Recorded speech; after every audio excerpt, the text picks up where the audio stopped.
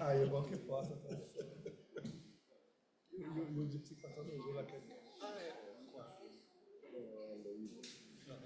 E a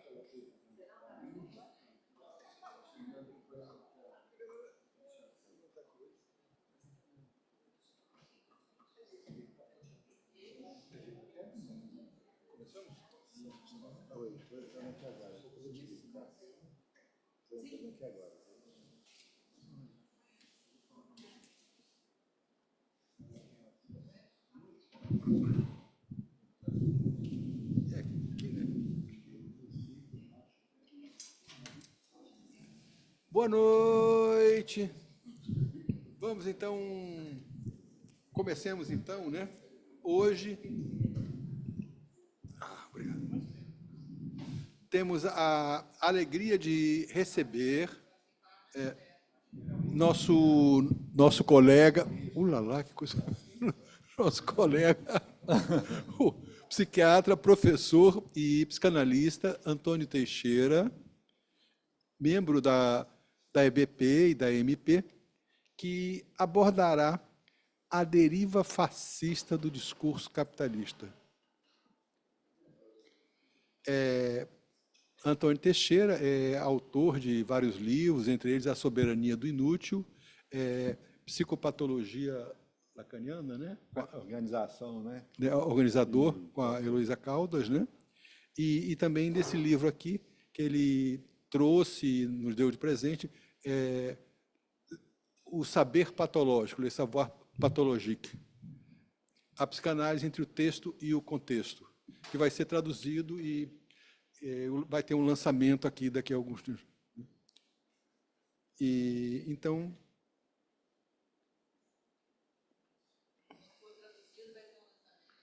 aqui assim, então passo a palavra, né? Eu acho para o Antônio Teixeira. Boa noite, Paulo. Super obrigado pelo convite. Obrigado, Cristina,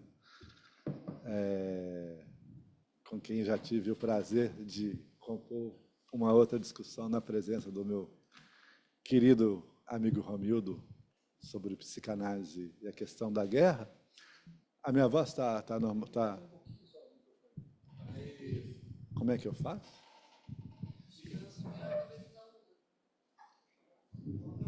Posso tentar o seu? Claro. Deixa eu ver se eu consigo. Agora, minha voz está audível? Bom, então, renovo os meus agradecimentos.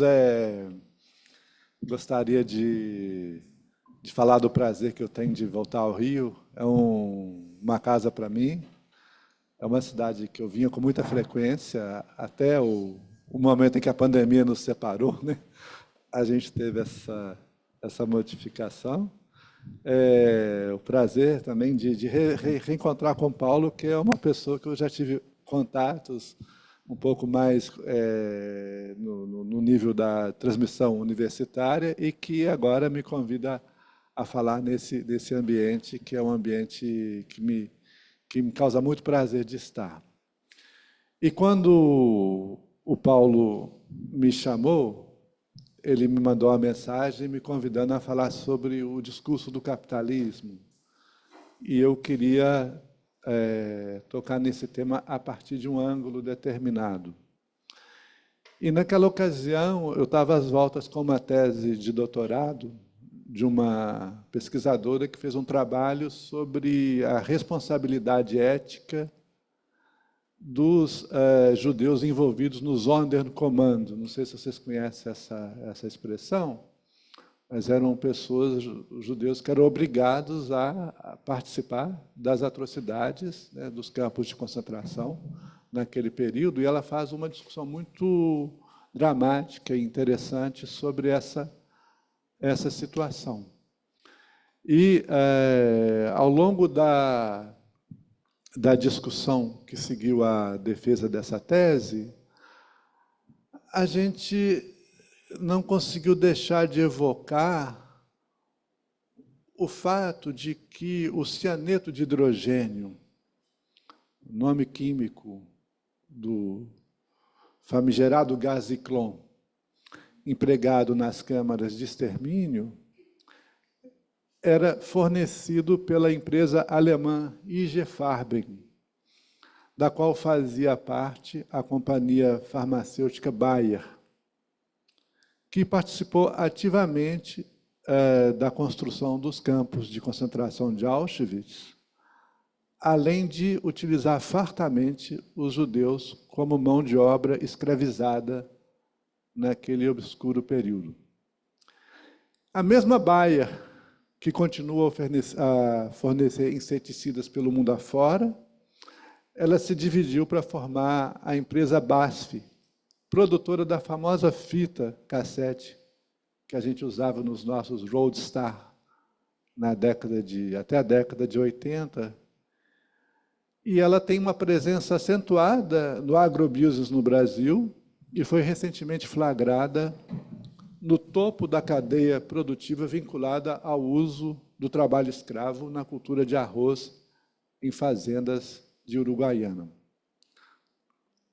A gente sabe igualmente que a ascensão do nazismo na Alemanha e do fascismo na Itália, durante os anos 20, 30 e 40, ela dependeu fortemente da colaboração de grandes corporações até hoje poderosas, como a BMW, a Fiat, a IG Farben, a Volkswagen, a Siemens, a IBM, o Chase Bank, entre outras empresas, valendo também salientar que o Tribunal de Nuremberg condenou os oficiais nazistas, mas poupou seus financiadores, assim como o nosso poder jurídico recentemente aprisionou os participantes da invasão da Esplanada, deixando intocados os empresários que custearam abertamente essa invasão. Então, a gente tem uma questão empírica, sociológica empírica, né, que nos conduz a interrogar se existe, de fato, uma relação orgânica entre a organização do discurso do capitalismo e o modo de ascensão do fascismo no século passado e na sua participação no que a gente encontra hoje nos movimentos de extrema-direita. Então, é interessante pensar que, embora o fascismo, como fenômeno social, ele tenha se tornado objeto de uma psicologia de massas a partir do século XX, a constituição da psicologia de massa como ciência à parte, ela se dá antes, no século XIX, em resposta às consequências geradas pela ascensão do capitalismo na Europa naquele período. Ou seja, a gente não tem uma psicologia de massas antes desse período. Nem mesmo em Hobbes ou em Jean Baudin, você não tem alguma coisa que pudesse ser equiparada. A gente sabe que os principais textos eles foram escritos entre as últimas décadas do século XIX e os 20 primeiros anos do século XX, sendo os mais representativos as Leis da Imitação, do Gabriel Tarde, a Psicologia de Foule, do Gustave Le Bon, que foi escrito 4 anos após a Comuna de Paris, em 1895, The Group Mind, por William McDougall, em 1920, seguido em 1921 pelo texto freudiano sobre a psicologia de massas e análise do eu. Quem quiser fazer uma leitura mais frankfurtiana dessa discussão, existe o curso disponibilizado pelo filósofo Vladimir Saflater na internet, onde a gente encontra, né, a ideia de que a constituição da psicologia das massas ela se estabelece como uma ciência do comportamento das multidões. E ela foi gerada em resposta aos impactos sociais daquele processo de urbanização ocorrido naquele período, no qual a violência das massas é concebida como efeito de uma regressão, de uma degeneração do corpo coletivo que ameaça a organização da sociedade burguesa naquele período. Várias as hipóteses são elencadas para caracterizar o comportamento irracional das massas, sobretudo a partir da ideia de liberação dos impulsos ditos primitivos, provocados pelo efeito de sugestionabilidade e contágio coletivo. A sua construção se deu na França, que foi justamente o palco de vários levantes e repressões populares, né? A gente tem toda uma história acerca disso, né? E a gente sabe que ali foi justamente o lugar em que a gente assistiu o surgimento das técnicas de manipulação da opinião pública, que está amplamente descrita por Balzac em Ilusões Perdidas. A gente tem a invenção da claque mecânica, não sei se vocês conhecem esse instrumento. Quando uma peça de teatro era apresentada, você tinha uma claque mecânica que era rodada e as pessoas se sentiam aplaudidas. Era uma coisa muito interessante. E as manobras de detratação política, que eram, de certa maneira, análogas ao que a gente vê hoje na divulgação das fake news pelo gabinete do ódio. Mas, embora a psicologia social tenha sido gestada no século XIX como ciência visando compreender o mecanismo de formação das massas para manter o controle disciplinar das multidões, o que a gente assistiu após a ascensão do fascismo italiano e franquista e do nacionalsocialismo no século XX é uma outra reflexão crítica endereçada agora a uma concepção das massas não mais na forma de multidão descontrolada, mas como organização instrumentalizada pelo poder de Estado. A massa não mais como uma multidão aleatória e descontrolada, mas como um fenômeno organizado. E, nesse sentido, é importante notar que foi Freud, e não em seus antecessores, que essa reflexão crítica vai ser incorporada. Ela vai encontrar sua primeira fonte de argumentação. E o interesse de Freud é que, contrariamente à tendência geral, que procurava distinguir a massa desorganizada dos grupos sociais organizados, Freud se vale de duas instituições coletivas paradigmáticas, a Igreja e o Exército, para mostrar ali que esse componente pulsional das massas, longe de ser, como se acreditava então, um desvio degenerativo das instituições, ele é, na verdade, a sua condição imanente.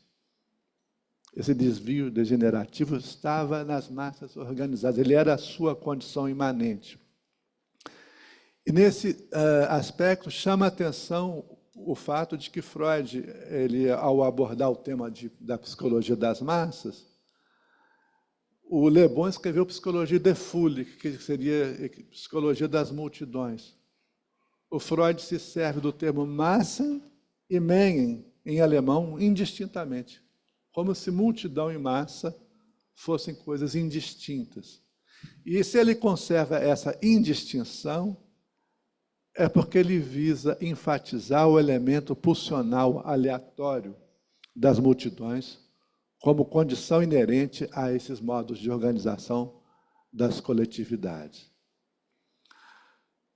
Então, toda a questão é que se Freud se permite, ao se haver com o problema clínico da neurose, do sofrimento, ele se permite fundir a psicologia individual com o tema das psicologias das massas, ele fala psicologia do eu, psicologia das massas, é porque ele percebe que a vida psíquica de cada um se encontra determinada pelo seu modo de inserção no outro, pelo seu modo de inserção nas organizações coletivas do seu contexto.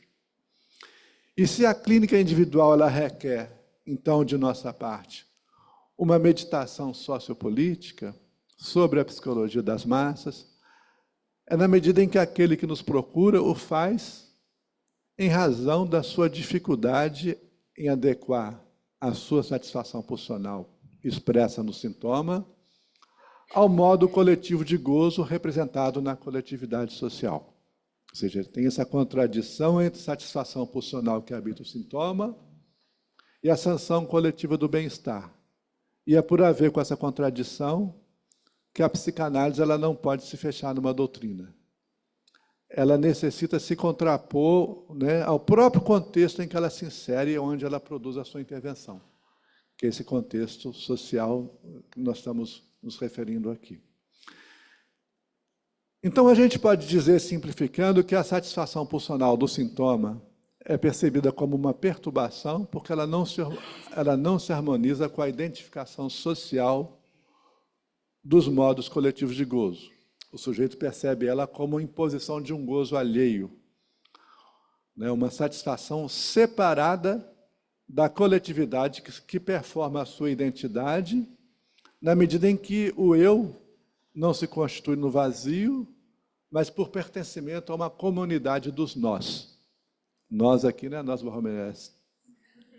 Primeira pessoa do plural. Né? Nós. Ou seja, o eu não se performa no vazio, ele se performa por pertencimento a uma comunidade do nós. Então, para a gente operar com a pressão pulsional do sintoma, é necessário refazer a experiência do sujeito sobre o fundo de um outro nós, de um novo enlace artificial, de uma nova comunidade social mínima, que é o nós formado pela via do vínculo transferencial entre o analisante e o analista. Né? Um pouco o beabá do que a gente entende, aonde a gente deriva a ideia de que tratar o sintoma significa deslocar o elemento pulsional do sujeito que não se enlaça à sua representação social, dirigindo ele para o laço transferencial que permite decifrar a sua satisfação interna através da suposição do saber ao analista. E por gerar nesses efeitos de significação algo que não é codificado pelo discurso social, essa decifração resulta numa desidentificação do sujeito, que não se conhece, não se reconhece mais pertencente à comunidade do nós. É uma desidentificação que se declina na experiência, né, da articulação do desejo com a falta ser. Bom, esse é o ponto base do que a gente pode encontrar no nível da experiência da psicanálise, mas a gente sabe também que esse tratamento transferencial comporta um limite, que o sintoma encerra um ponto, um núcleo íntimo de algo que não se transfere, né? Nem a esse nós mínimo composto pelo paciente e pelo seu analista, e que não é, nesse sentido, decifrável no nível da significação transferencial. Ou seja, a experiência analítica extrai, nesse ponto de solidão íntima do sujeito, a noção do real, do gozo que habita o sintoma como elemento não transferível. Por isso a gente diz que o real do sintoma se manifesta como aquilo que não se articula ao nós. A gente diz, né, o real é o que não depende de nós. O real é o que não se articula ao nós. Esse dado é especialmente verificável na experiência psicótica, em que aquilo que retorna no real da alucinação, o paciente não te convida a ouvir a voz que ele alucina, porque é um real que não se articula à comunidade do nós. Pois bem, eu acho importante chamar a atenção para esse ponto, a fim de salientar que a percepção do real, como algo que não depende de nós, é hoje alvo de uma ampla discussão no campo da epistemologia, especialmente numa corrente de pensamento que se organizou a partir de um congresso ocorrido em Londres, em 2007, com o título de realismo especulativo. Esse termo diz alguma coisa para vocês? Ele já circula, assim, a ideia do realismo especulativo?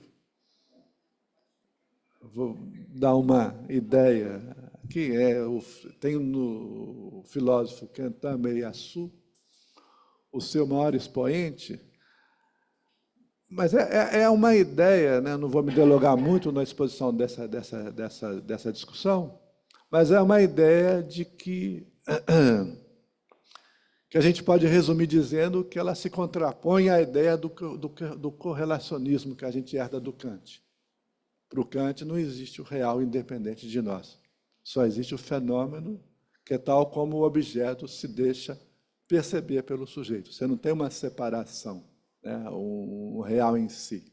Você tem o que a gente chamaria de correlacionismo. Ou seja, o filósofo correlacionista ele acha que é ingênuo todo realista.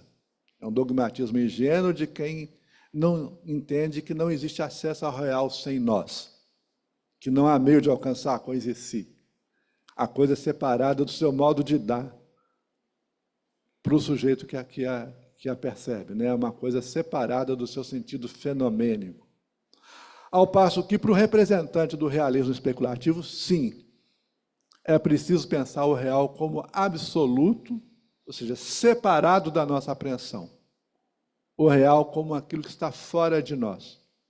Se eu posso, por exemplo, falar de coisas que aconteceram antes da existência da humanidade, eu posso falar, por exemplo, da idade do planeta Terra, ou de alguma coisa que existe antes de uma mentalidade aparecer, né, o que a gente chama de argumento arquifóssil, isso celebraria a possibilidade de alcançar o real como aquilo que do pensamento se exclui.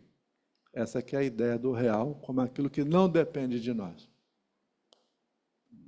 Resumidamente estabelecendo, né, a gente pode até dizer, contextualizar essa concepção contemporânea do real como aquilo que se exclui de nós, o real indiferente a nós. A gente pode dizer que a gente vive uma época que nós estamos de saco cheio de nós, né? Ou seja, o filósofo Tristan Garcia vai dizer que a gente vive um zeitgeist, um cansaço da modernidade, do mundo preso na grade do nós, do mundo cercado pela nossa subjetividade.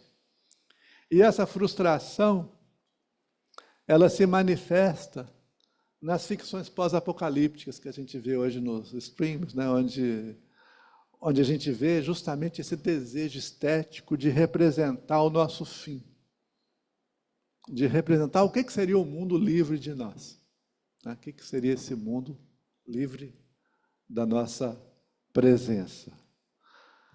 Mas seja como for, afirmar o realismo no entender do Meia-Su é dizer que o pensamento é capaz do absoluto, aquilo que existe por si, separado da nossa subjetividade, separado, portanto, de nós.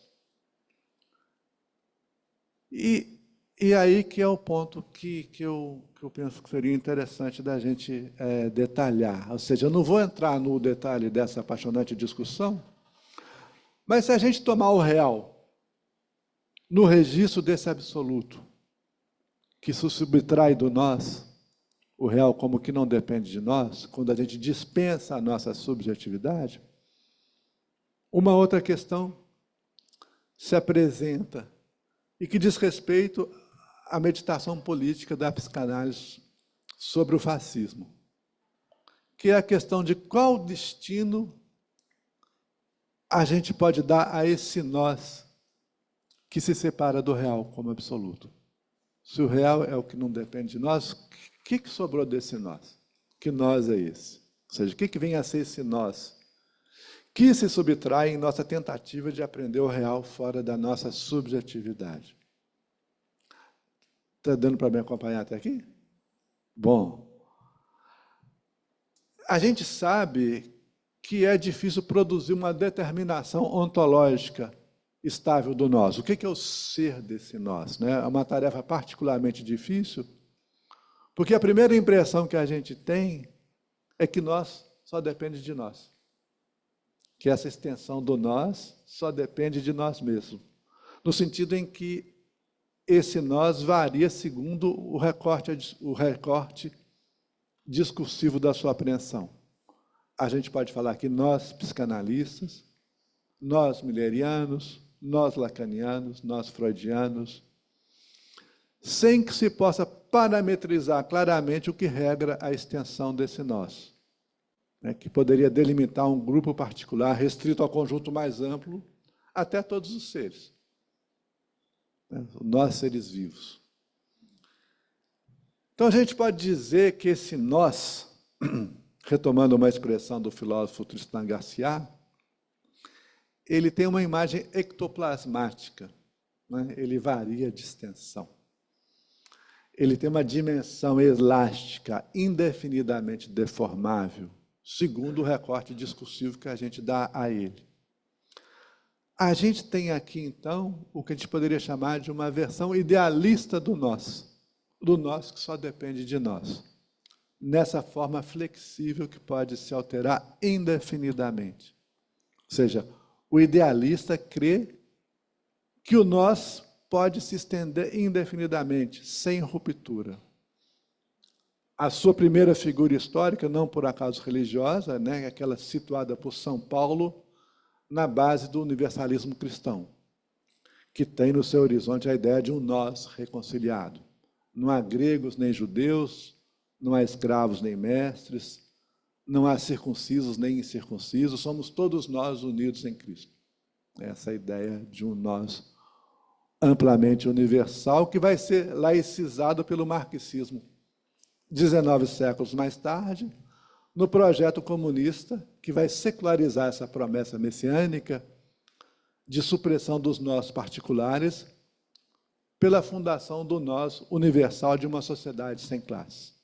Mas a gente tem uma outra versão idealista do nós que aparece nesse sentido. Pois bem,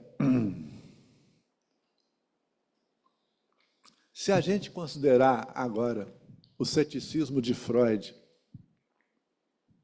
tanto em relação à promessa religiosa quanto ao projeto comunista, não sei se vocês conhecem esse diálogo do Freud, um amigo dele comunista disse assim, olha, o comunismo vai iniciar por uma fase sangrenta de lutas, mas depois ele vai ter um período de pacífica prosperidade. O Freud diz, eu acredito na primeira parte, ele não vai na segunda, né? Ele tem essa ideia. Mas se Freud, tanto Freud quanto Lacan recusam essa versão idealista do nós,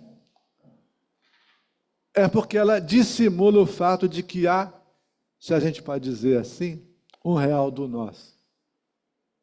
Há algo em nós que não depende de nós. A gente fala que o real é o que não depende de nós, né? É como se a gente pudesse articular a ideia de que existe um real do nós, no sentido de algo em nós que não depende de nós, que é um real que se manifesta na ruptura desse elástico do nós idealizado, no nível que a gente falou da sua ampliação discursiva. Ou seja, o realismo político, né, a gente pode afirmar, de um Carl Schmitt, ele parece mais consequente para Lacan do que o universalismo idealista de um Kelsen, né, em que pese o fato de que o Carl Schmitt era um fascista execrável e que Kelsen era um bom moço, né, de um certo universalismo idealista. A gente pode entender que se o realismo político de um Carl Schmitt ele parece mais consequente para Lacan, é na medida em que Carl Schmitt nos permite ver, considerar esse real do nós como algo em nós que não depende de nós, no sentido em que a sua doutrina nos leva a pensar essa ruptura do nós na dimensão segregativa, naquilo que ele vai chamar da ontologia do inimigo, né? O nós depende do tratamento de uma ruptura na ontologia do inimigo, que é claramente manifesta na deriva fascista que hoje a nós retorna. Ora, essa perspectiva, ela nos interessa particularmente porque a gente constata que, em sentido contrário ao movimento idealizante, idealista do nós, que tem no seu horizonte a forma universal do todos iguais, o fascismo absorve o discurso da ruptura para responder a alguma coisa que não se deixa suprimir nessa identificação homogeneizante do todos iguais. Quando a gente tenta estabelecer a ideia do todos iguais, alguma coisa é recalcada ali e isso retorna justamente no nível de algo que o discurso do fascismo absorve e a partir do qual ele se tensiona. Então, para a gente dimensionar concretamente essa ruptura, a gente tem que entender que elástico que ela rompe. Quanto mais amplo o elástico, mais frouxo ele fica. Mais susceptível de se romper, se a gente usar essa imagem, ele se torna. Então, se a gente quiser pensar o fascismo no nível dessa ruptura, a gente tem que ver qual que é a versão idealista, qual é o elástico idealista sobre o qual ele incide no momento da sua ocorrência. Ou seja, o idealismo universalista que, em nosso momento, se rompe, ele não é o universalismo cristão. Ele não é tampouco o universalismo marxista. O idealismo que se rompe é aquele que se produz com a instauração do discurso do capitalista, que se manifesta no nível da abstração monetária com a ideologia do mercado universal, o qual define como norma de pertencimento ao universal homogêneo do nós, a capacidade supostamente presente em todo ser falante de participar da lógica capitalista, coextensiva ao cálculo gerencial do custo da produção, do consumo e da margem de lucro. Ou seja, a gente tem que entender essa ideia desse nós, dessa idealização, porque quando a gente fala do discurso do capitalismo, conforme foi o convite que me foi feito falar aqui, a gente se apoia numa referência lacaniana que é essencialmente problemática para o próprio autor. Lacan, quando ele formula os 4 discursos, ele diz 4 e não tem 5, não, é 4. Mestre universitário da estética, né, e do psicanalista. Ele é muito, vamos dizer, assertivo em relação a esse ponto. Não existe 5, 6 ou 10, são 4. De maneira que, se ele se refere uma vez só, em 1972, numa conferência proferida em Milão, ao discurso do capitalismo, ele faz ali uso de uma torção que ele normalmente não admitiria na sua doutrina dos 4 discursos. Por que ele faz isso? O que vem a ser esse discurso atípico? A ideia é que todo discurso é estruturalmente determinado por uma barreira que separa o lugar da verdade do lugar da produção. Não é? Canonicamente, a gente pode estabelecer isso aqui no discurso do mestre, nessa barreira que separa o S de A. Agora, quando a gente fala por acréscimo do discurso do capitalista, é preciso entender que ele é, por assim dizer, um não-discurso. Ele é um não-discurso, ele é um discurso atípico, ele é um não-discurso, porque ele não autoriza essa barreira de subtração requerida pela mediação discursiva que coloca o sujeito em relação com o outro. Ou seja, se vocês examinarem a estrutura do discurso do capitalismo,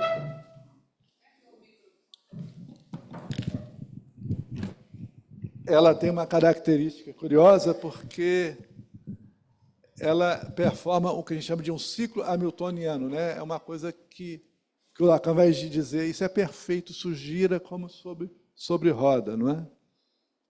Mas ele vai dizer, é demasiado perfeito alguma coisa que acaba se consumindo justamente nessa circulação infinita, com uma característica interessante, que é o único discurso em que o S de abarrado se liga ao mais gozar. Né? Ou seja,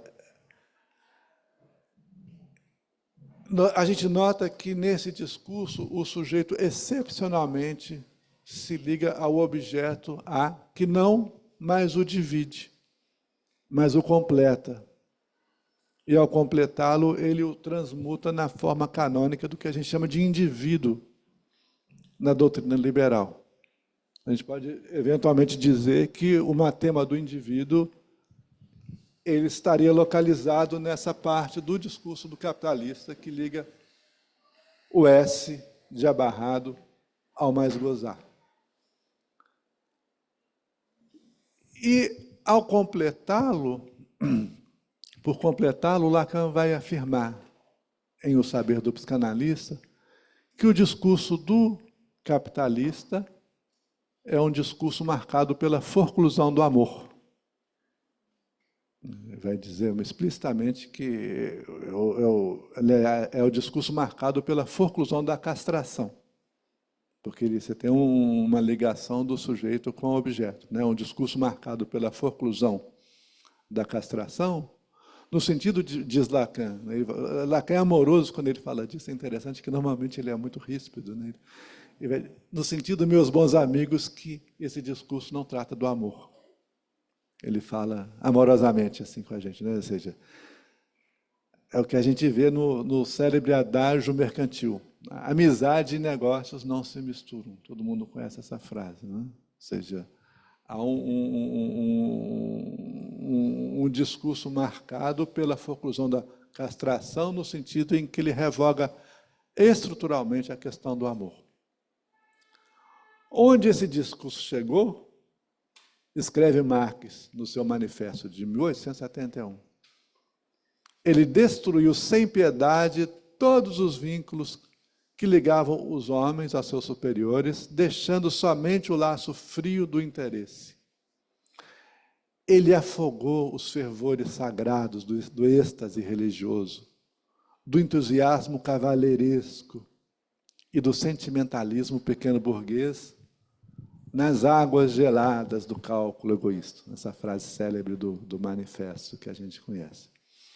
Ele fez da dignidade pessoal um simples valor de troca, colocando no lugar da exploração velada por ilusões religiosas uma exploração aberta, cínica, direta e brutal.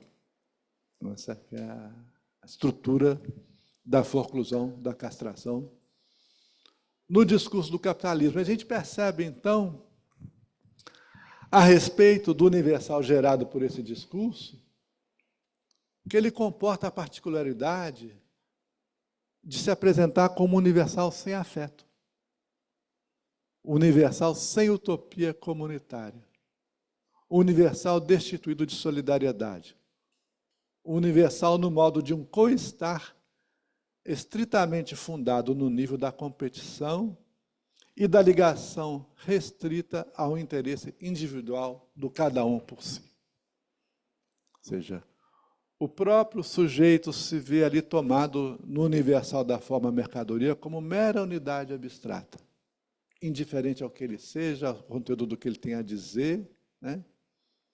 De tudo que diga respeito à experiência singular do seu pertencimento a uma comunidade determinada. Por exemplo, na universidade, eu tenho que apresentar uma espécie de produção. Os meus colegas não querem saber por que o Antônio está estudando o discurso do capitalista, ou por que ele está querendo discutir o discurso universitário ou a metafísica do Kantameyasu. Eles querem saber quanto que eu produzi, em quanto tempo, em quantas revistas, com X numerações.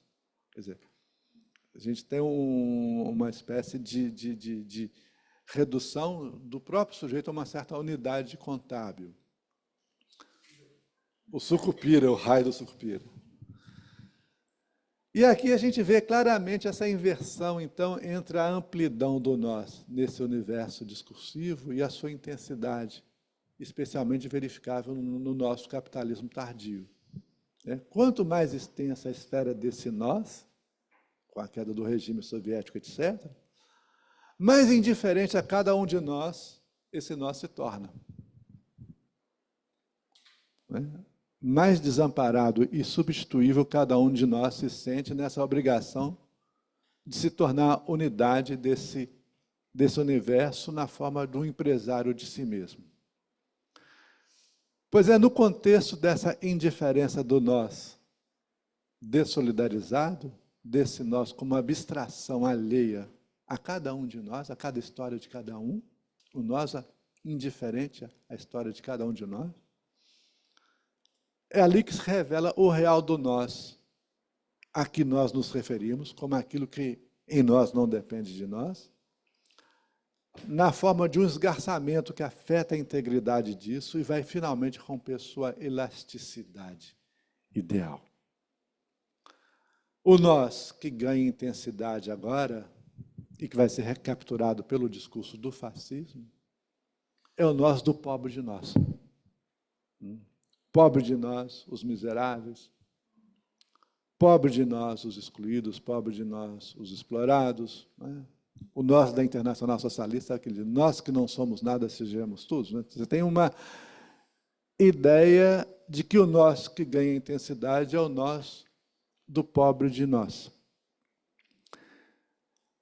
É ali que vai se esgarçar o elástico idealista do universal, e o fascismo ele absorve justamente o discurso dessa ruptura para responder a uma crise de identificação, mediante a promessa de refundar as identidades. Então, a gente vê o retorno do Estado-nação, a gente vê o retorno dos identitarismos coletivos, a gente vai ter uma série de dimensões em que, se a política ela consiste no acesso à palavra coletiva, no sentido em que dizer nós é se tornar existente, né, ela vai traçar o círculo de pertencimento que dá visibilidade ao invisível. O nós agora reivindicado, ele se reveste no movimento fascista da falsa promessa de um princípio político, de um nós diferente dos outros, de um nós que remedia à indiferença do nós abstrato, do discurso do capitalismo, né, como sendo um nós que difere dos outros, e, ao mesmo tempo, é um nós marcado por uma espécie de ideia de solidariedade e camaradagem social.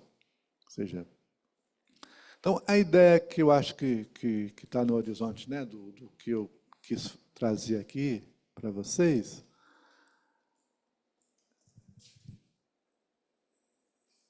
de que o nós restrito vai restabelecer na sua fragmentação a tensão que se perde no nível abstrato, ela é uma coisa recorrente, a gente pensar, né, no Império Romano, né, por que o imperador Constantino se liga aos cristãos. Ele não era nada cristão, ele era um sujeito, vamos dizer, que matava sem piedade os seus inimigos, que tratava a questão de uma maneira absolutamente fora dessa noção, mas ele percebeu que ali ele tinha um tensionamento do nó, um nó de tensão. E nesse horizonte a gente pode pensar, se em relação ao Brasil, no vínculo que se estabelece hoje, para chegar ao fim da minha discussão, do que eu queria apresentar aqui, se a gente pensar no vínculo que se estabelece entre a violência da extrema-direita e a ascensão progressiva dos evangélicos, que hoje compõem um terço da bancada do Congresso, a gente constata que esse retorno do nós, que não depende de nós, tensionado pelo desespero e pela demanda de solidariedade do pobre de nós, que foi deixado à sua própria sorte, entregue ao olhar indiferente do nós abstrato do capital, né, seria relevante nos perguntar de que modo nós, da comunidade psicanalítica, pode se haver com esse real do nós, que não depende de nós, desse nós vitimizado como pobre de nós, de cuja violência reacionária o discurso fascista se apropria, ofertando-lhes o inimigo no ressentimento que rompe a comunidade idealizada que o abandonou. Então, nessa perspectiva, a gente pode entender por que razão a extrema-direita frequentemente se apoia do tema da defesa da família, numa ofensiva que visa mostrar a esquerda como antifamília, a população de orientação religiosa sobre a qual o discurso fascista recentemente se ergueu. Ou seja, a ideia, né, é que no nosso sistema de absoluta indiferença social, no qual o único contato interclasse que a gente tem se resume a uma conversa consensorista ou uma situação de assalto, Importa entender que, para a grande maioria das pessoas socialmente excluídas, os imigrantes, etc., a família funciona como o único esteio social, na forma de uma recomposição do nós que se apresenta ali. E que as igrejas evangélicas elas vão justamente se colocar no nível dessas instituições que fazem parte dessa rede da família ampliada, para além dos limites da família nuclear burguesa, que só conhece os limites da consanguinidade. Então, é um pouco no horizonte disso que eu pensei em trazer para vocês essa discussão, né? Não sei se eu acho que eu vou tentar abrir e depois a gente retoma a partir do que vocês acharem que pode ser pertinente.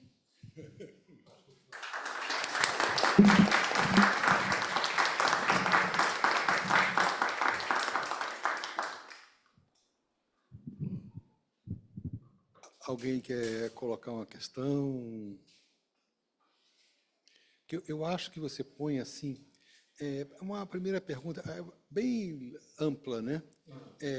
Esse todo indivíduo, né? O Lacan fala, agora, de todo indivíduo é proletário.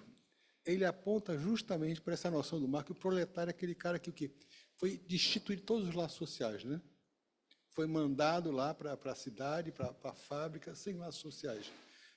Mas a ideia do Marx, que eu acho que você pegou, era que justamente então, esse proletariado, via né, o movimento socialista, né, ele ganharia novos laços sociais, né, criaria novos laços sociais, melhor dizendo. Aí você pegou como isso aí, há um jogo nisso aí que vai e também entra nessa espécie de neofascismo, né? E põe também para mim uma pergunta. Você usou a palavra desamparo, eu acho muito importante. E se coloca a questão de que esse todo indivíduo é um proletário, mas e a questão do sintoma e do laço analítico, né? Que, de alguma maneira, a gente oferece. E o que você falou me tocou muito, por exemplo, eu não lembro bem a pessoas aqui, talvez conheçam melhor, talvez assim, o Romildo. Eu acho que pela época de 60 ou 70, a Igreja Católica tinha um movimento muito forte de esquerda, social, como é que se chamava? Comunidade de base. Comunidades Mas eclesiais de base. que foi cortado justamente...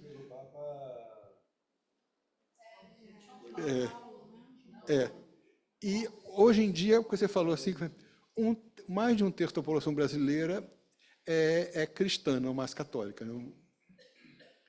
E aí você me tocou no ponto, onde eu moro, há muitas pessoas ali que são cristãs. Eles são poceiros, eu moro em Niterói. E eles não querem ter emprego. Não. Eles são uberistas de vários modos. Mas domingo estão lá, no templo. E isso é muito importante. Por exemplo, um deles que ficou machucado, o carro bateu e tal, alguma coisa foi restituída através do templo.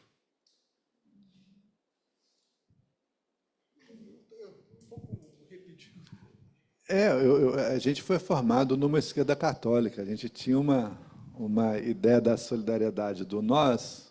Eu assistia às homilias eu sou primo do Frei Beto e tinha contato com o padre Libânio, e o que se trazia nesse discurso de uma esquerda católica é que era preciso criar algo mais além de se dar bem na vida, e que havia algo de divino nessa ideia, nessa solidariedade. E, de fato, a gente ter perdido esse campo progressista da solidariedade que a esquerda católica provia, que se perdeu com João Paulo II, porque ele acaba com as comunidades eclesiais de base, é uma coisa que tem consequências muito fortes para a gente. Porque, no lugar dessa solidariedade, você tem uma teologia da prosperidade, né, aquela que interpreta o fracasso como erro e não como alguma coisa que possa ser movida a um vínculo de cooperação, né? A gente pode... Mas a gente tem aqui no próprio Rio de Janeiro o pastor Henrique Vieira, que é um pastor progressista, que diz coisas muito importantes. Ele vai dizer: a esquerda deixou de lado o tema da família, deixou de lado, né, a família como dizendo uma instância reprodutora do patriarcado, né, quando ela precisa ser pensada no nível justamente dessa solidariedade social. Ela deixa de lado o tema do amor, porque é um modo de expressão sentimental e cafona, que não cabe, né, ser utilizado. Ela deixa de lado a questão da vida, porque isso é um tema que vai contra as pautas do aborto.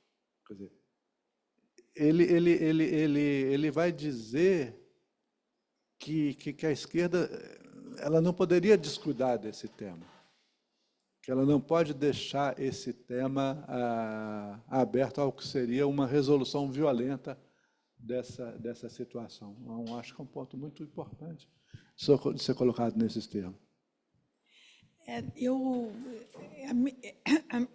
A minha questão assim, é um pouco, eu não sei como articular porque, por um lado, tem esses abandonados, né, enfim, por esse discurso religioso da Igreja Católica e tudo, mas tem também alguma coisa que eu não sei bem como articular, que eu acho que engrossa muito essas fileiras neonazistas, neofascistas, que é os abandonados totais da sorte, né? Quer dizer, o lumpen mesmo, né? Então, esses, na verdade, eles não estão necessariamente, como é que se fala, rebotalhos dos discursos religiosos ou eles são produções de um capitalismo, são restos de um capitalismo que, enfim, estrebucha e, né, ou renasce, né? Mas, enfim, é isso que engrossou muito, né, no Brasil, esse aumento desse movimento fascista. Eu não sei se foi só os abandonados da sorte da religiosa, né, da sorte religiosa, mas também esses abandonados esses restos da indústria, né, um pouco, enfim, aí até a imagem imediata que ocorre é alguma coisa que tem uma relação mais com o que você lembrava antes dos campos de concentração, enfim, do tratamento do dejeto, né? Eu não sei muito bem como articular isso a partir do que você está falando, que eu achei fantástico. Enfim, não sei se fica claro. Qual é a minha questão?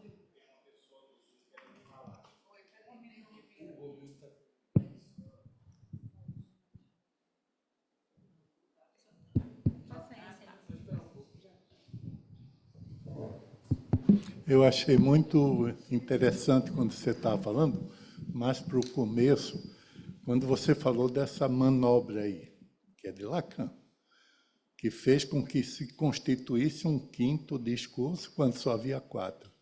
E você disse uma coisa que me parece muito importante, é que a partir daí o objeto tem uma função complementar. Bom, desde Freud, justamente, o objeto está em ruptura com o sujeito.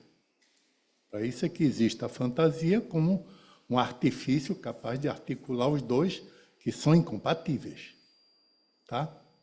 Aí, quando você diz que no discurso capitalista o A é complementar e não em ruptura, né? Logo ele não pode ocupar o lugar de um lugar dominante não hegemônico, como é o caso dele no discurso do analista. Então, a menos que se pense num recobrimento ideológico muito forte, onde entram todos esses antigos valores cristãos de uma maneira desmoralizada, quer dizer, como fator propagandístico, né? Fica muito difícil se imaginar qual é a dominância no discurso do capitalista, né? Justamente por causa disso. Ele só se mantém se o objeto é complementar. Se o objeto é complementar, como é que se forma o lugar dominante? Não é? Porque nos 4 discursos, quer dizer, a lógica principal dos 4 discursos é que eles, por força do objeto em ruptura, não só com o sujeito, com a subjetividade em ruptura, isso faz com que eles estejam permanentemente em movimento, né, em rotação. Aquele dali, a estabilidade do discurso do capitalista ameaça justamente a rotação permanente. Não é? Então, existe uma... É difícil isso. Existe uma...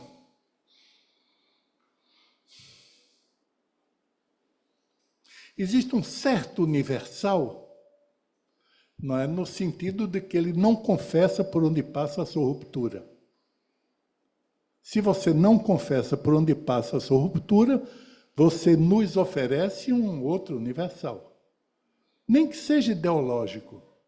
Um falso, entende? Você recusa o amor, recusa a solidariedade, recusa as diferenças em nome de uma universalidade. Quer dizer, não é? O que a Cristina falou, a gente fica se perguntando se é causa ou consequência.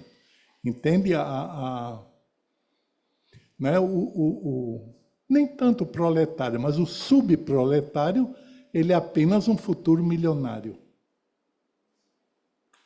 Entende? Elon Musk, o trisavô dele pedia esmola, digamos assim. Entende? Alguma coisa assim. Então, existe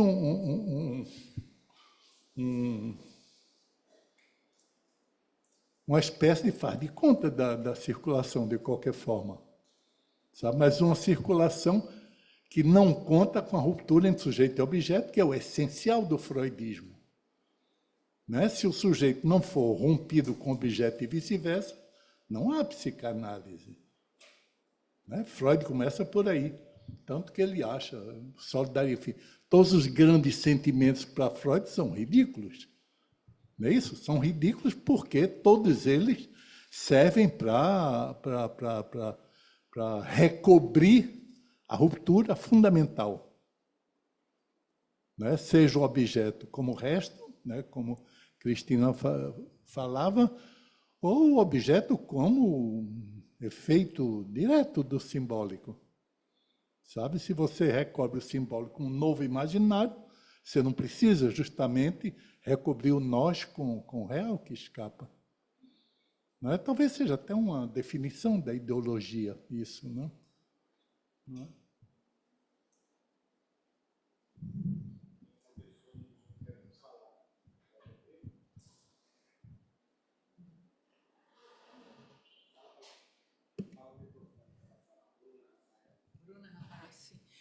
Bruna Rafael, pode falar pelo microfone.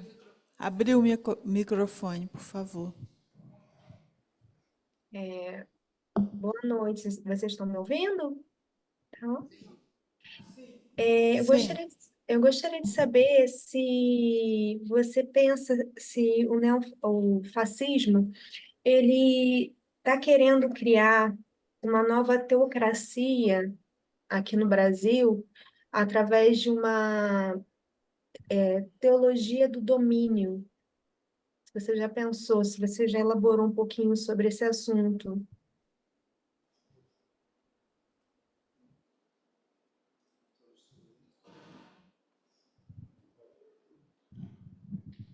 Sim, na verdade, essa apresentação que eu fiz aqui é mais a colocação de um problema do que de uma solução. Né? Eu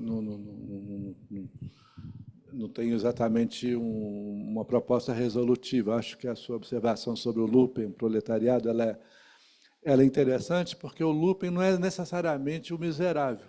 O Marx descreve o Lupen como toda aquela pessoa que ficou julgada num campo de indeterminação.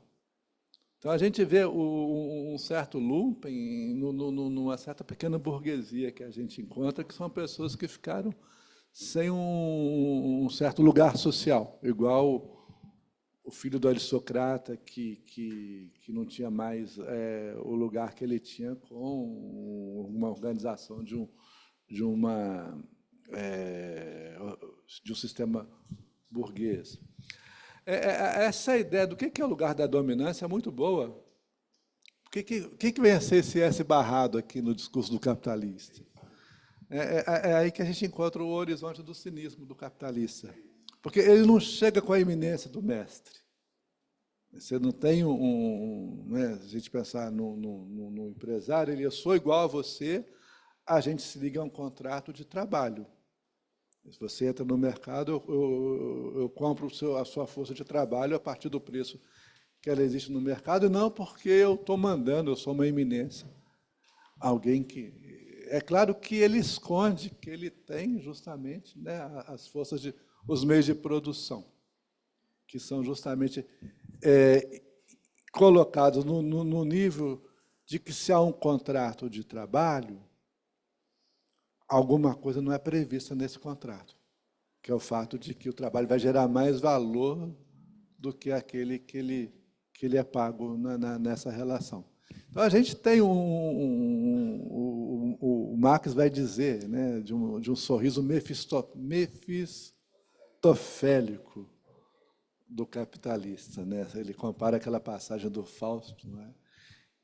Parecia que não era nada, que era só um cão, e ali o tal diabólico, nesse horizonte aqui de alguém que não confessa aquilo que justamente se coloca no horizonte do seu funcionamento. É claro que a gente querer reviver valores do tipo família, amor, etc., no nível de um sentimentalismo burguês, seria reacionário. Seria alguma coisa que não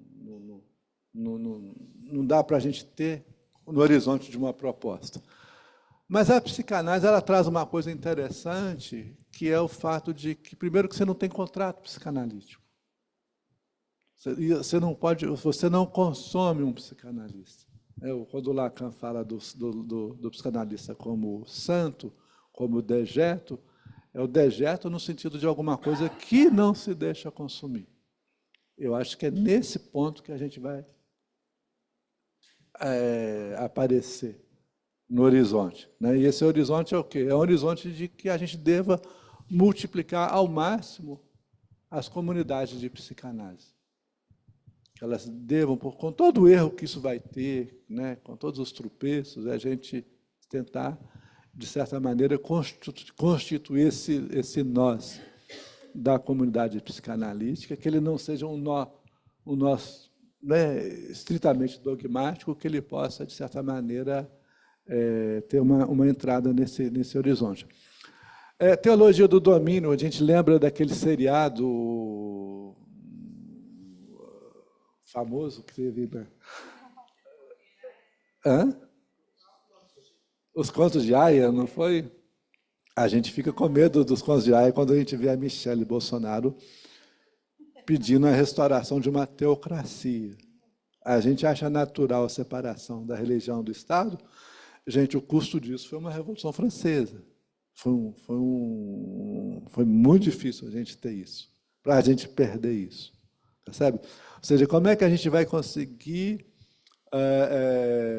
manter, de certa maneira, esse laço que a religião traz, que é o laço da solidariedade, e, ao mesmo tempo, manter uma laicidade do poder do Estado? É uma questão que eu acho que é fundamental e, de certa maneira, a gente tem que estar atento a tudo que possa ser uma teologia vinculada à representação do Estado, que é alguma coisa que se manifesta no que a gente vive hoje. Sim. Respondi mais ou menos às questões que... Que eu ia falar de uma outra coisa, a respeito justamente disso. Eu não entendo muito os evangélicos, assim, qual é o... Mas a gente não pode esquecer que o começo do capitalismo liberal tem um fundamento religioso que deu nascimento ao protestantismo. Com Lutero, claro, mas sobretudo com Calvino. Não é? Então, a gente vê, quer dizer, talvez seja sempre necessário um fundamento religioso no sentido de que tem que aparecer alguma coisa que aponte o universal. Foi São Paulo, não é à toa que São Paulo fundou o cristianismo, não é? Então, no caso dos evangélicos, sobretudo no que se refere à ligação orgânica, vamos dizer assim, que eles têm com o fascismo, o que é que acontece? O que é que aconteceu com o antigo protestantismo? Entende? Que é o fundamento do liberalismo. Esse é o fundamento do liberalismo e, politicamente, a gente pode dizer que inspirou a democracia moderna, né? Entende? Tem uma coisa aí que tem tudo a ver, eu não saberia dizer o quê, mas tem tudo a ver com essa questão da posição discursiva do objeto, sabe? Mas, enfim, teria que pensar bem mais. Mas eu acho que não é uma continuação histórica, simplesmente. Sabe? Tem qualquer coisa aí. Absolutamente. Eu acho que a SESI do capitalismo ela é de origem protestante. O capitalismo tardio ele não tem mais esse valor da SESI, mas ele tem uma origem histórica que está colocada ali. Agora, eu penso que o horizonte é o protestantismo, é a igreja evangélica. A gente vai ter que se entender com isso. Não tem como a gente querer restaurar uma esquerda católica. Eu acho que é conseguir articular um progressismo a essa perspectiva que vai se estender. Com isso, você está dizendo que o fundamento religioso é permanente. O Lacan dizia o triunfo da religião, não tem jeito, né? Bom, mas uma coisa é o triunfo, que é a última etapa de qualquer coisa. Outra coisa é não ser pensável nada que seja histórico sem um fundamento religioso. Bom, eu queria primeiro dizer que delícia, que beleza. Não sei se foi tudo muito rápido para a discussão, mas a gente vai acompanhando. Eu quero te agradecer por esse arco grande e que a gente consegue entrar numa coisa tão difícil assim. E eu, assim, também com toda a dificuldade, porque são questões, mas eu acho que tem uma figura que se apaga no seu arco, que é a figura do liberal. A gente vai logo para o discurso capitalista.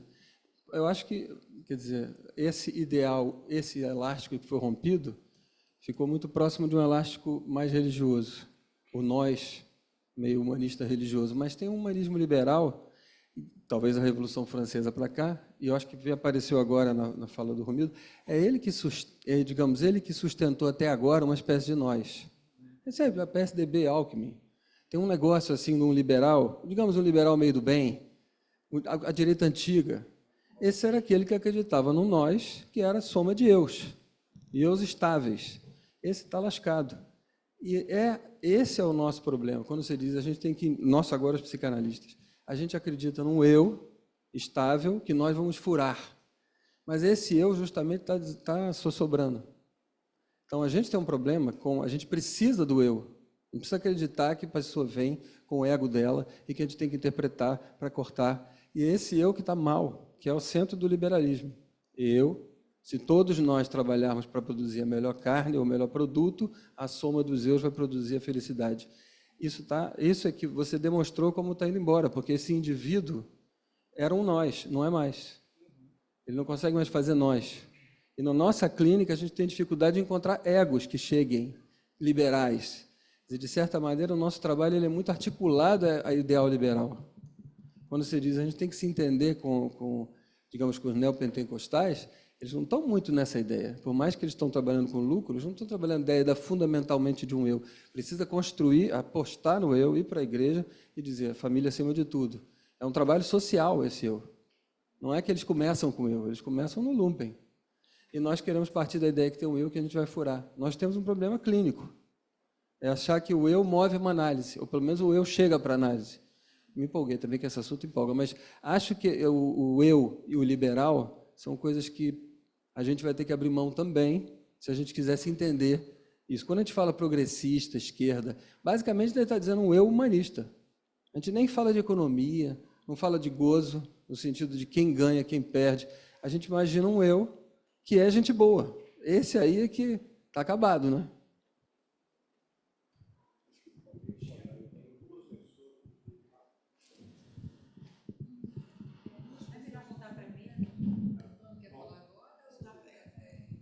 Pode passar. Depois eu retorno.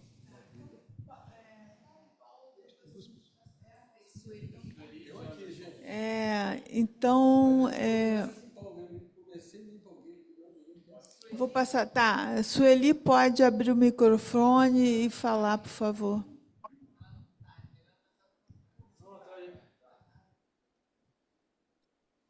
Pode Boa noite, falar, gente. Sueli. Sueli de Miranda, falando de Belo Horizonte. Boa noite a Tá. todos, parabéns, porque o seminário está uma beleza. Eu queria marcar duas coisas e saber a opinião de vocês. Três, aliás.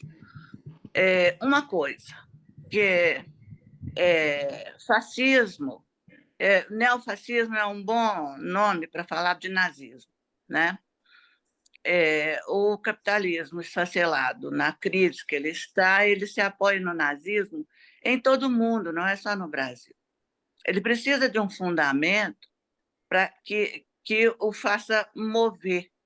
Ele torna-se um capitalismo do desastre, não é? O movimento do capitalismo na atualidade é destruir. Bom, isso é uma coisa. A outra coisa é que o sujeito contemporâneo, eu acho que ele é mais nietzschiano do que marxista. Aí eu não sei o que você acha, mas ele está num amor para além do bem e do mal. Ele topa enfrentar, né? Da maneira que consegue, mas é um amor que está para além do bem e do mal, né? Ele não se deixa devastar pela ciência, né? Até nem próprio pela psicanálise, né?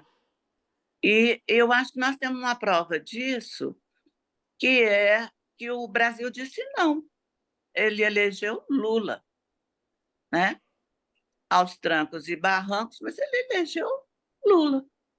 E o fundamentalismo, ele pode, de alguma maneira, segurar as pontas para o nazismo, mas eles não dão essa bola toda, porque se tivesse, né, o mundo já está destruído há muito tempo, porque o movimento deles é esse.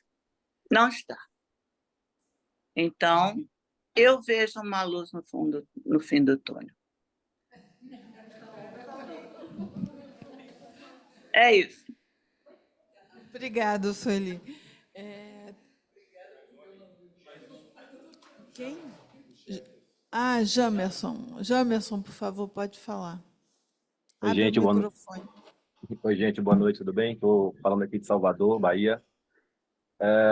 Eu estou iniciando aqui os estudos de psicanálise, estou catando um monte de coisa para ver. Sou originalmente da área da comunicação e atuo na política. E quando eu vi esse seminário aqui, eu fiquei muito mexido, assim, com muita vontade de vir, acompanhar, e estou gostando muito do que está rolando aqui do papo. Talvez eu não consiga encaixar direito as minhas ideias dentro dos conceitos da psicanálise, mas assim, achei curioso a ideia de discutir isso, porque na semana passada eu estava aqui numa reunião com algumas pessoas do Partido dos Trabalhadores e tinha uma demanda assim de uma pessoa que estava aqui, que ele estava querendo entender e ia conversar com algumas pessoas dos institutos de pesquisa, porque a gente está com um ano de governo progressista, com alguns números melhorados, e a avaliação de alguns itens, né, são mensurados da sociedade, tão positivas, mas a avaliação pessoal do presidente não sobe, ela está começando a baixar. Onde é que está esse bloqueio, né? Onde é que bate esse bloqueio de que você vê que está tudo melhorando para todo mundo, mas que a gente não, a sociedade não tem topado por conta dessa polarização. Assim, aí muitas coisas foram faladas aqui, que foram batendo na minha cabeça, reverberando com essa outra conversa. E acho que o Marcos que falou aí foi num ponto assim, que são vários componentes que foram construídos ao longo dos últimos 10 anos, assim, que eu acho que costuraram essa loucura que a gente ainda vive, né? Uma delas, assim, que a gente teima ainda em descartar muito. Eu lembro que em 2013 eu trabalhava na campanha de um deputado federal e eu disse na ocasião que aquela eleição seria a última que a gente não perderia na internet, seria a última que não seria decidida na internet, na verdade. A gente quase perdeu para Aécio Neves. A gente, que eu digo assim, na esquerda, para Aécio Neves, na internet. Aí se deslanchou o Lava Jato, uma série de valores morais que a gente está acostumado aí, né? Uma série de questões que desencadearam na queda de Dilma, etc. E no final, no bolsonarismo. E depois disso, o ponto que Marcos fala assim, do liberalismo, a gente começou a perceber na sociedade um aumento exponencial assim desse discurso liberal, mas diluído em coisas que as pessoas não pensam sobre economia necessariamente. Por exemplo, as pessoas começaram a pensar muito em resolver a sua própria vida. Uma coisa está atrelada a isso que foi dito sobre a teoria da prosperidade, da teoria da prosperidade dentro das igrejas evangélicas, que as igrejas migraram para isso. Silas Malafaia falava mal disso no começo e hoje ele é um grande defensor, por exemplo. Depois a gente tem essa movimentação do empreendedorismo, que inclusive foi algo que a esquerda utilizou muito, eu lembro lá atrás, mas que a direita capturou melhor isso. A gente tem uma explosão gigantesca de coaches falando que todo mundo pode resolver sua própria vida com alguns poucos passos, pagando alguma grana. Então, as pessoas começaram a se isolar no individualismo gigantesco e esse lugar... Aí você falou alguma coisa assim, você usou um termo falando sobre a performance, né, do mundo real. Eu anotei aqui, mas para não me perder. Mas assim, essa performance do eu e do nós, ela foi virtualizada. As pessoas estão vivendo uma vida que elas estão construindo totalmente, as pessoas, a maioria delas, que estão mais na internet, totalmente demarcadas, organizadas pela virtualidade e dentro dos algoritmos. Assim, essa disputa do Elon Musk agora pelo Brasil não é à toa, é uma questão de... As pessoas estão indo para a vida real, para os seus negócios, para investir grana nos seus negócios, para discutir as suas questões com a família, para discutir as suas relações amorosas, a sua vivência no cotidiano, marcada pelo que está no virtual, e o virtual está encharcado desse liberalismo. Assim. Então, tudo vai se retroalimentando, a questão religiosa, as questões morais, e a esses valores do fascismo, eles aderem muito facilmente nessa diluição das discussões. Assim. Eu acho que um grande desafio que a gente tem para a sociedade nos próximos períodos aí é conseguir trazer as pessoas para uma outra discussão desse real clássico que a gente não sabe mais se a gente consegue voltar a se conectar. Assim. É isso, eu acho que falei muito de coisa assim, mas porque mexe muito comigo esse tema. Jefferson. Entendeu? Tá, obrigada, Jefferson. Tem mais alguém agora? Ruth, por favor. Bom, muito boa a sua explanação, Antônio. Fiquei aqui anotando uma série de coisas que você disse que eu acho que são de extrema importância, que daria para fazer vários seminários sobre o que você trouxe. Mas eu tenho uma curiosidade que diz respeito a essa questão mesmo do discurso capitalista, nesse sentido que tem essa tentativa de recuperação de gozos, né?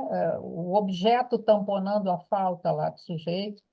E aí eu penso também que se não, esse nós pode ser também aplicado um pouco à psicanálise, quando, por exemplo, Lacan, em televisão, ele diz que a saída para o discurso capitalista seria o discurso analista, como algo que traz isso que não funciona, o real, né? Se não tem uma certa idealização aí também do Lacan, no sentido de colocar o discurso capitalista como um anteparo mesmo ao discurso, o discurso analista como um anteparo ao discurso capitalista. E uma outra questão que para mim é sempre enigmática é quando o Lacan, em 75, fala será que a psicanálise pode ser um sintoma social, né? Aí ele diz, só se cada indivíduo fosse um proletário. Então, seria uma proletarização generalizada, a psicanálise também estaria, a partir disso, num certo caminho de uma certa idealização do próprio discurso analítico? O que você acha?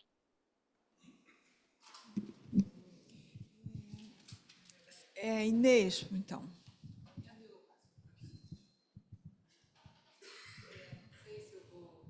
Eu estou gostando muito, agradeço, Antônio.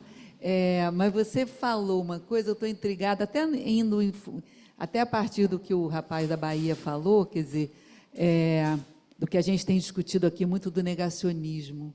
Então, será que esses grupos fascistas, até os virtuais, né, tocam, porque você estava falando isso, tem o que vai no nós e tem o gozo de cada um.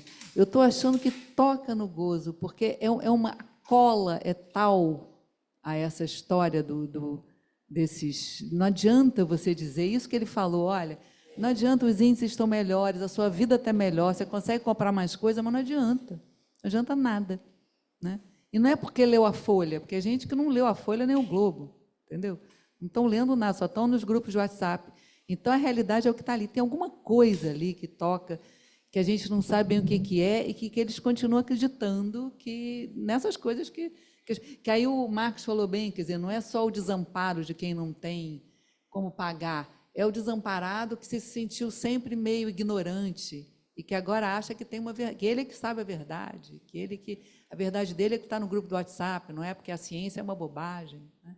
Então, tem alguma coisa. E uma coisa que eu já falei da outra vez, eu lembro que eu trabalhei no posto de saúde muitos anos, e estava começando essa história de Igreja Universal, e um menininho um dia veio, o menino que eu ia atender, ele veio com uma caneta toda desenhadinha de dólar, né?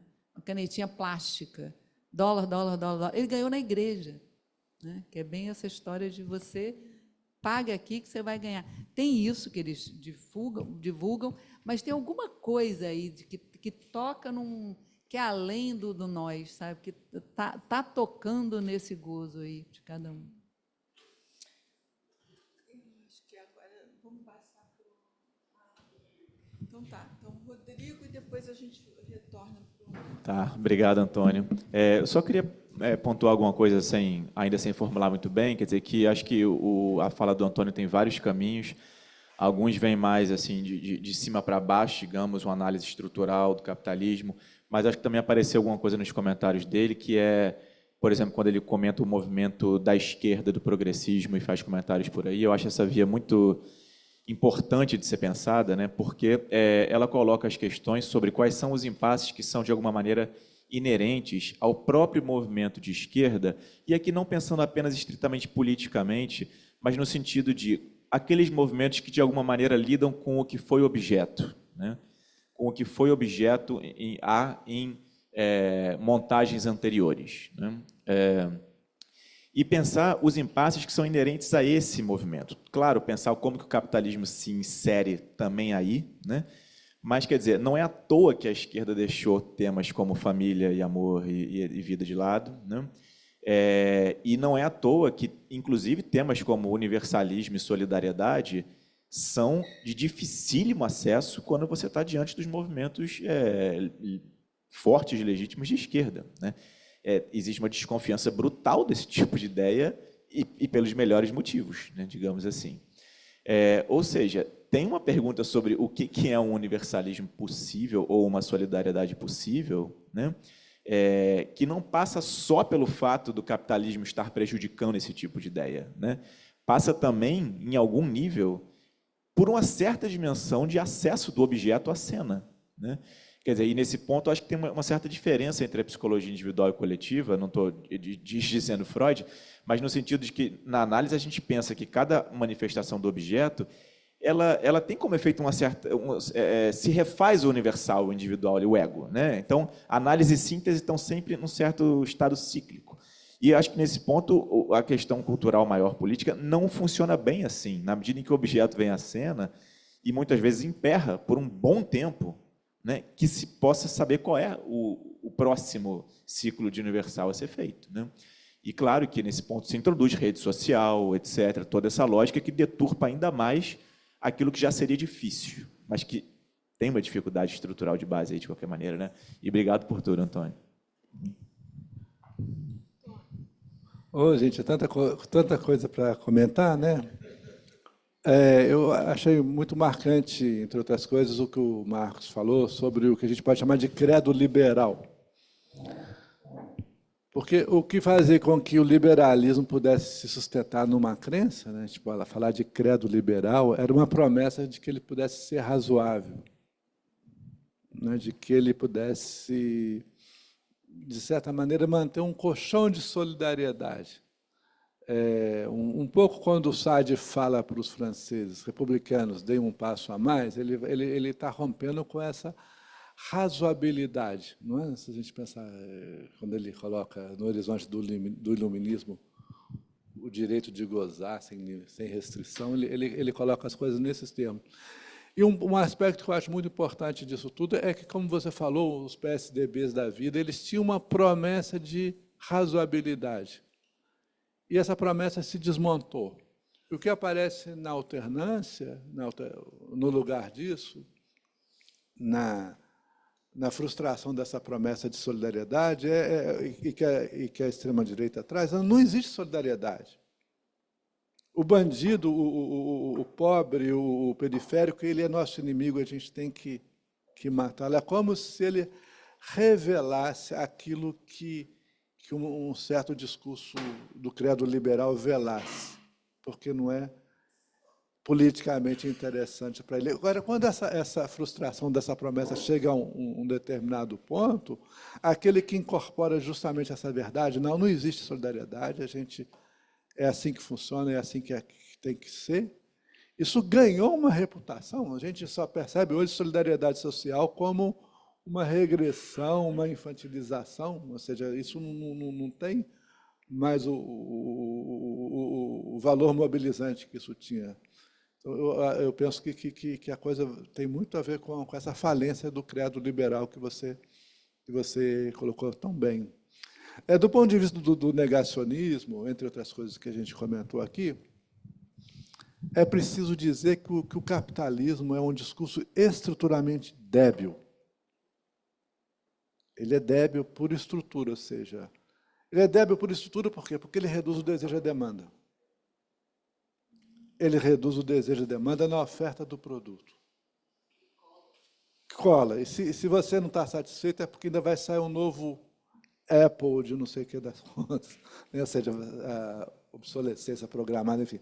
É um discurso estruturalmente débil, a gente pode dizer. Isso se identifica, por exemplo, na contabilização dos likes,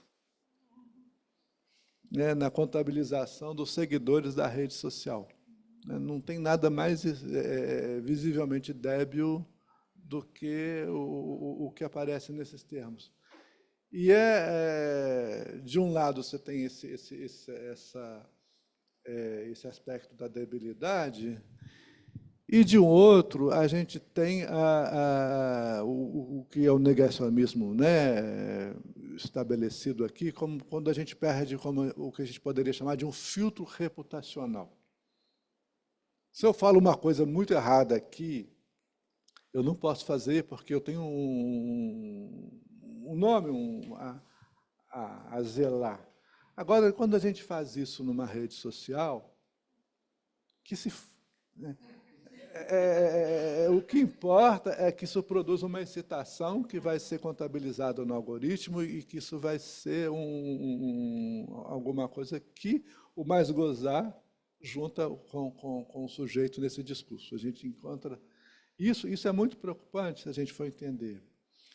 E, em terceiro lugar, eu acho que existe um problema muito importante em relação ao negacionismo, que é uma desconfiança da ciência. Uma desconfiança do saber científico. Por quê? Porque o saber científico ele é opaco.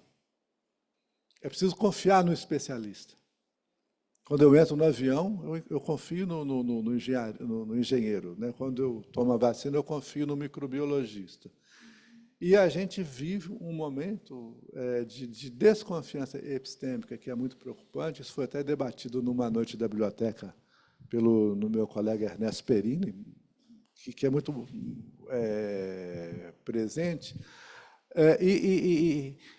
E é um aspecto que, de certa maneira, me deixa mais inquieto, porque é uma pauta que a direita pegou da esquerda.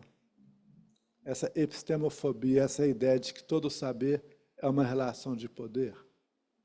Percebe? Essa ideia de que toda teoria é um construto social a serviço de uma classe. Não, o objeto da ciência não é um construto social, a ciência pode ser. Mas existe a objetividade científica, sim. É possível alcançar o real, fora do correlacionismo. Isso existe, né? E a gente perder essa confiança nisso nos expõe, né? O ceticismo ele é saudável, mas o ceticismo da vacina ele é um problema muito sério da gente enfrentar. E a tese do Ernesto Perini, quando ele estava comentando esse fenômeno, é dizer que o que interessa não é a informação, Você tem pessoas bem informadas anti-vacina. Não é a carência de educação, de formação básica, etc. Mas ele associa isso ao que ele chama de fenômeno de desigualdade. E que, por exemplo, a gente fazer cobrança de dívida dos super ricos é uma coisa muito importante, não só do ponto de vista de arcabouço fiscal, mas é uma espécie de arcabouço ético. Sim, isso é uma coisa que não pode esperar mais. Sabe? É um nível obsceno de desigualdade, né, e com toda a desconfiança, né, no que a gente poderia estabelecer nessa coesão, que é um resultado dessa situação. Mais ou menos um pouco o que eu consigo falar, não sei se eu chego a dizer o suficiente. Sim?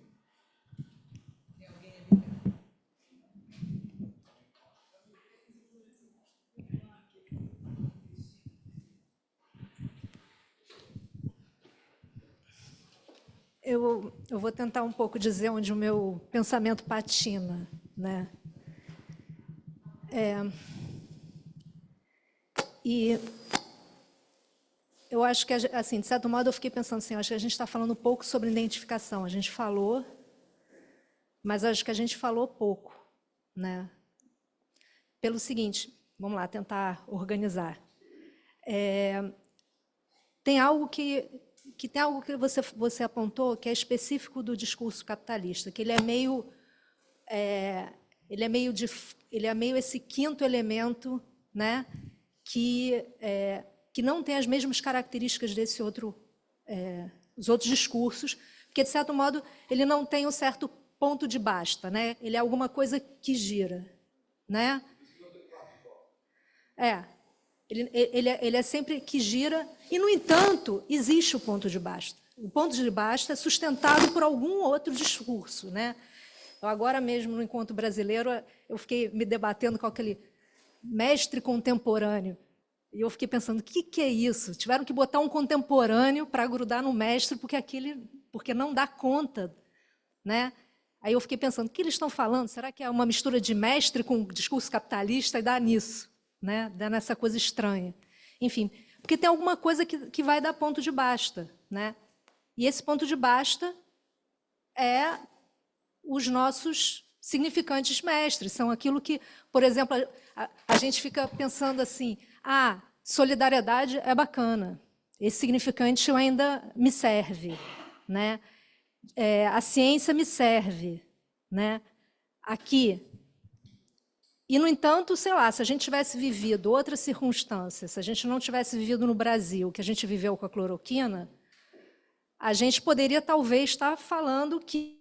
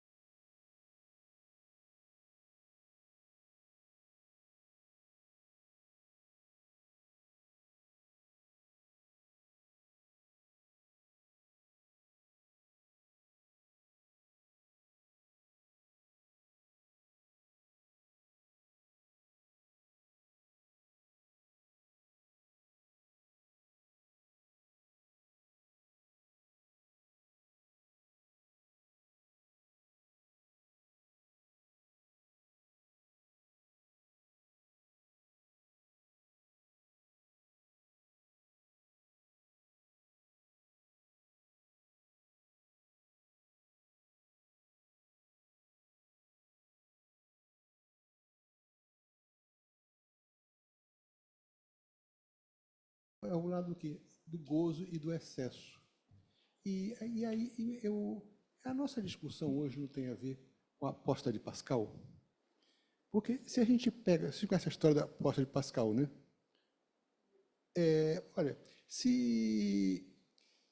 o Pascal diz que é melhor você acreditar que há um outro mundo, porque se você não acreditar, você vai o quê? Para o inferno, passar a eternidade no inferno. Então, você renuncia a alguma coisa aqui, que depois você vai receber lá paraíso. Lá, né? E, então, agora, o que fez? Se não me engano, me corrija aí, Antônio, o que fez o cristianismo foi dizer que, olha, agora mesmo você pode ter um certo gozo, como vai receber, não sei o que e tal. E me parece assim que a grande questão, isso tem muito a ver com Freud. Freud diz assim, nós temos que renunciar, a sociedade faz com que a gente renuncie às pulsões, mas há também as formas de mitigar isso. A droga, né, a arte, etc. Então, as sociedades se diferenciam no como elas lidam com esse a mais, me parece. É que o Bataille chamava de excesso, né? Coisa, né? E aí me chamou muita atenção também, falando um pouco, até também com... Me parece que hoje em dia, se é PSDB não é o PT, podem me xingar aqui, mas outro ponto também é que eu estou muito impressionado. Não sei se você sabe que o Putin agora está aliado do quê? Dos ortodoxos, da Igreja Ortodoxa.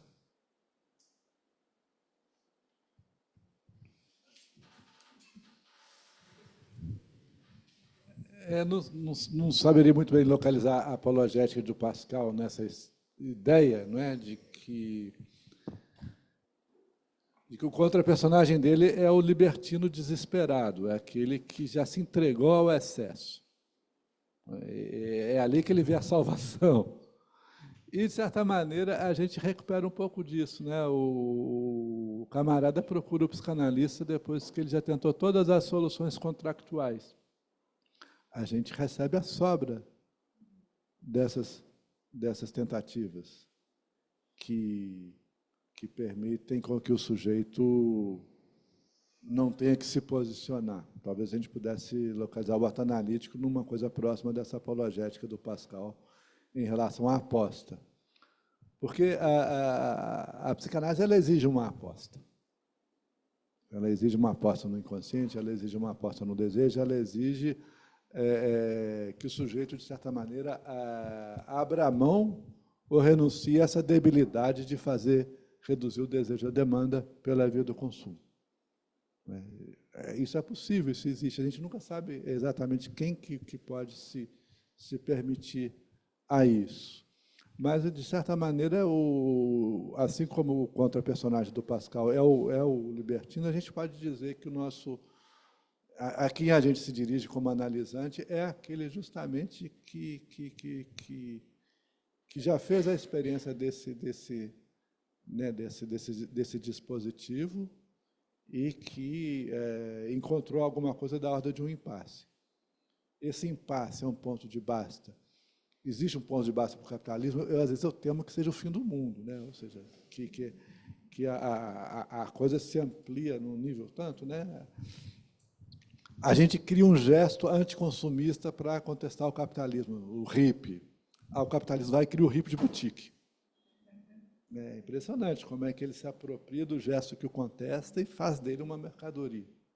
Como é que a gente pode justamente resistir a isso? Bom, só pelo fato de que a gente não respeita nenhuma cláusula contractual, a gente pode dizer que a gente não reduz a promessa à demanda. E é interessante pensar que a psicanálise não promete nada. É um encontro onde você não tem alguma coisa que possa ser colocada no nível de uma satisfação de uma promessa. E uma relação de uma pessoalidade que não existe em lugar nenhum. Se a gente pensar na tecnificação da medicina, no que acontece. A gente faz uma coisa muito extravagante, né? Se a gente for pensar. Né? Ser psicanalista. Tá certo?